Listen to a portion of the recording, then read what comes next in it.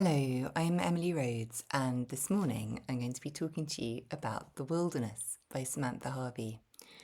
You can see I'm not in my usual spot at my desk at home. I am camped out in North Devon, Northeast Devon. It's northeast, northwest. It's very kind of wild, and usually it's been sort of blowing a gale here, but you can see actually through the window behind me. It's quite nice and still today, and also it's very early in the morning. It's about 7:15. Um, I've been, our kids' school are doing a 2 week half term, so we came to camp out here and try to work while looking after the children, which basically means getting up incredibly early to get most of my work done before the children. Anyway, so you can see I have not yet brushed my hair. I certainly don't have any makeup on. I'm drinking quite a lot of coffee, and the day is waking up. And what a nice way to start it by thinking about the wilderness. So this is by Samantha Harvey, who most of us, I'm sure, know through her most recent book, Orbital, which won last year's Booker Prize, which is an absolutely brilliant novel. I'm so glad it won.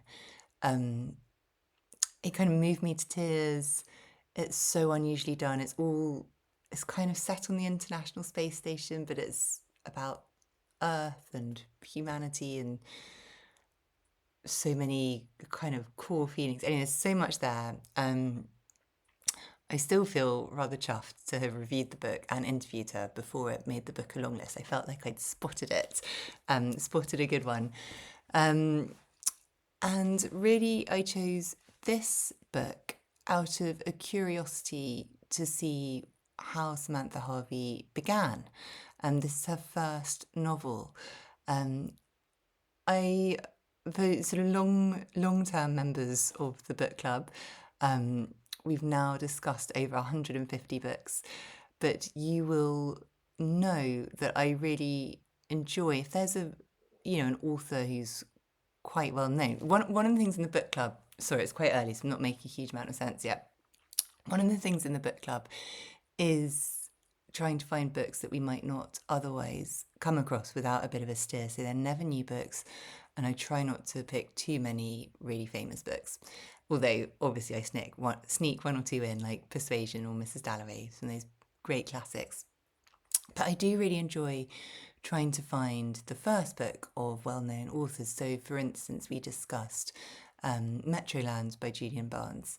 My mind's now completely blank about other ones I've done. But anyway, The Wilderness felt like an interesting thing to see, who is this Samantha Harvey? How did she begin?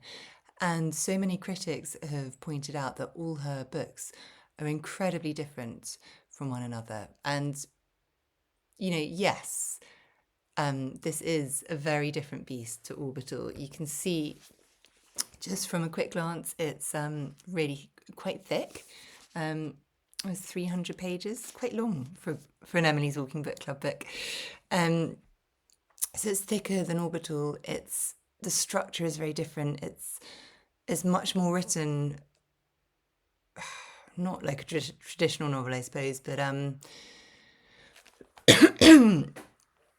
yeah, it's very different from Orbital, and it's certainly not set in space. And it doesn't have, there's this sort of shortness to Orbital and brevity in, excuse me, in its kind of glimpses of characters and flowing through their thoughts, whereas this one's much more in the world of Jake, who is its main protagonist. And I would say one thing that there is in common between the books is this fascination with time and changing around what time does and how we can think about time. So in Orbital, the idea of time and a day is completely thrown because they're kind of in the space station circling the Earth how many times. And so instead of one day being literally, one spin of the Earth on its axis. Sorry, my brain is really not yet quite awake. My feeling of night and day has been slightly screwed up here. In orbital, the idea of a day is completely exploded. It from being one spin and light and darkness, it becomes really a feeling of being quite arbitrary because you circle the Earth so many times in that, and they really have to stick to routine to try and hang on to this diurnal rhythm. I'm very strict about kind of bedtime and stuff. In the wilderness, Jake has got Alzheimer's disease, and time for him completely unravels in a different way. So although we meet him when he, interestingly, actually when he's flying over over some woods local to his home, his son, who at the beginning is, I think, in prison and has given him this flight. We then go through. Oh God, is that even right? So have I misremembered that? I think that's right. Yes, his son has bought him a half-hour flight for his birthday. You'll see, yes, no, that is correct. Phew, sorry, I suddenly had a moment of worrying that I'd lost that. If you read the book, you will realise that the reason I'm being so kind of vague about it is that we move around in a very meandering way through Jake's memories, and time becomes incredibly elastic. So we might start with the flight, and then we might go back to a memory of his father's funeral, and then we might remember something when he first moved to the countryside and his wife is dead, but then we might go back to a memory of when she was alive and having a baby who turns out to be, the man who is now in prison. Jake's had various affairs and infidelities, and it's incredibly disorienting. You sort of, I suppose, it's quite a hard book to discuss. I think it's there's this preoccupation in the book by Jake, who is an architect, about entropy and this kind of fear of entropy that, as an architect, and I know this because I'm married to an architect, they sort of hate entropy because they're all about bringing different building materials together into, cohesive form, to building a house out of bricks. And it definitely comes up a few times in the book, this fear of, stuff falling apart and a house unmaking itself. And my husband always jokes that I'm the chaotic force in our life. Kind of piles of books everywhere and mess swirling through the home. I would argue that chaotic force is in fact our children. However, what happens here is his mind kind of loses its structure and time as this organising force, as this method by which we usually look at our life. He attempts to create this timeline where he's sort of mapping out dates and key events. It falls apart. We watch it dissolve, and instead we have to find a different way through life, through Jake's life, and different organising principles as we jump from, he gets this whisper of a memory. He's like, what was that thing about that man who would only eat muesli, or was it a woman who would only eat muesli? What was that from? And then we kind of delve back through, and it sort of transpires in a completely different memory that this was something his son told him about, or maybe it was in fact Helen telling him about someone visiting someone else in prison. So really these other things organise his life, not time. Sometimes they're people who are very meaningful to him, or a moment, this sort of clear memory that, is losing its edges, but something about the force of that stays with him. or an object that's very precious. There's this quite creepy human skin Bible that comes up again and again in the book. He's also very preoccupied by Israel, and the Six-Day War took place in 1967. That's this kind of clear date and event that has so much meaning for him. Anyway, in these ramblings, I'm now going to read out. Oh no, I've lost the page. Hang on. I'm going to try and find. Yes, I found it again. Okay. So this is a little bit, I thought it kind of illustrated how she plays with time a little bit.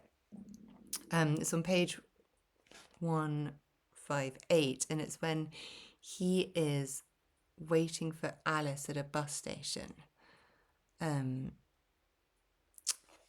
So Alice is his other child.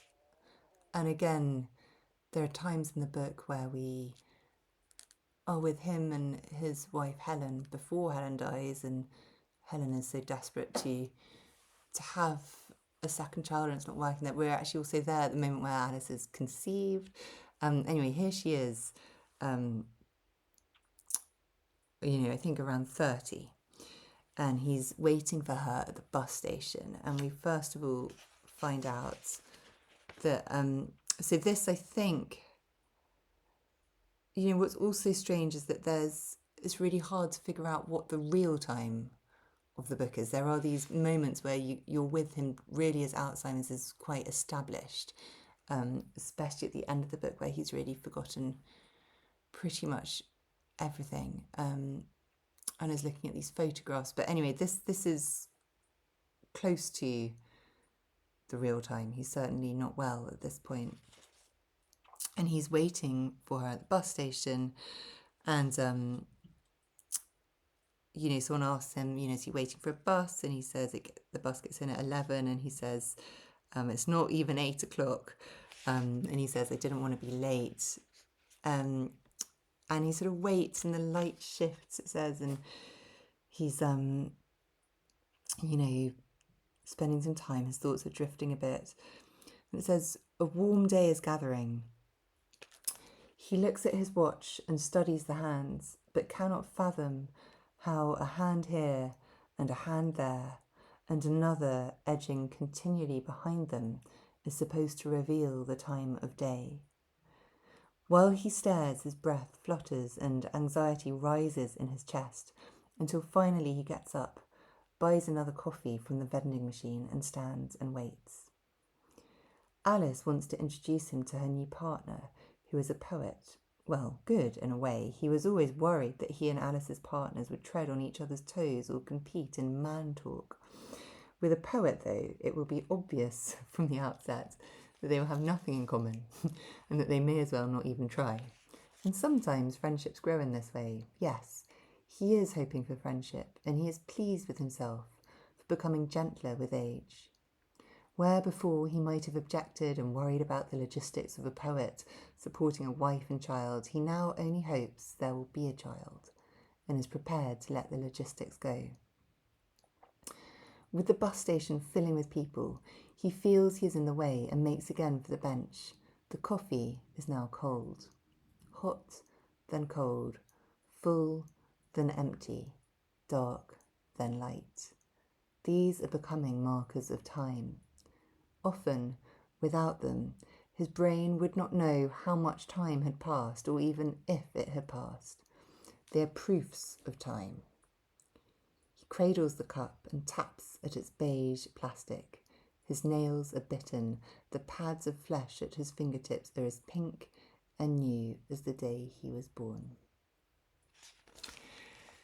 So it's kind of very beautiful writing, I should just say. And, if you listen to an interview with Samantha Harvey, she really does talk about her love of sentences and words. And I feel like in both this and in Orbital, the writing is beautiful. Like, so much thought has been put into choosing the right word. She says she spends loads of time with a thesaurus, choosing exactly the right word, really thinking about the rhythm and flow of the sentences. It's such a pleasure to read. But also you really do get this feeling of a world which is untethering itself from time, where you can't even understand a watch, a watch, here we go, prompt, loses its sense. What are these hands moving around? What does that mean? How can that tell us the time of day? And time instead just becomes a feeling. I mean, actually, I've timed this so perfectly because you can see behind me now the day is getting light as we're approaching sunrise. These sort of things of, your coffee. God, I've done this so well. Coffee getting cold, light, growing, or these sort of other markers of time when actually your inner clock and your watch lose their meaning, when your mind can go off into a sort of path of memory that is very separate from the now. And then this description of the pads of his fingers being as pink and new as the day he was born. I think that's the other thing that happens in this book that is so much is peeled away from Jake, who is actually quite a sort of tough, sort of tricky man. This gentleness is there, this sort of baby within him, and it's quite moving at the end how the relationship that really sticks with him is that of his mother, who plays a big part in the book, and him as a child, and this, I suppose, this inner baby in him, maybe in all of us. What's really there if you peel everything away, if you're losing everything, you're losing time, you're losing your memory of words, of what a watch is, how things work, people's names, what's there really at the core, just at, these sort of bare pads of his fingers, fingertips, and this bareness of him. So it's a very moving book. It's not an easy one to figure out, but I hope you enjoy spending the time with it. I think it's very moving, and I do know that sadly Alzheimer's is a disease that many of us have had experience with. It's touched their lives in some ways, but I do think it's really a very fascinating portrait of it, in terms of increasing one's understanding of it, sort of empathizing more with someone who has it, and I think although there is a sadness, a big sadness in the book, I think there is also ultimately a hope and a sort of quiet optimism. Those pink pads of his fingers, there's something beautiful and hopeful there, as well as the sadness of, forgetting how to tell the time. Anyway, enough of my ramblings. I can't wait to talk to you about this. This is, in person, IRL. This is The Wilderness by Samantha Harvey. It's the November book for Emily's Walking Book Club. You can find out more about us, emilyswalkingbookclub.substack.com.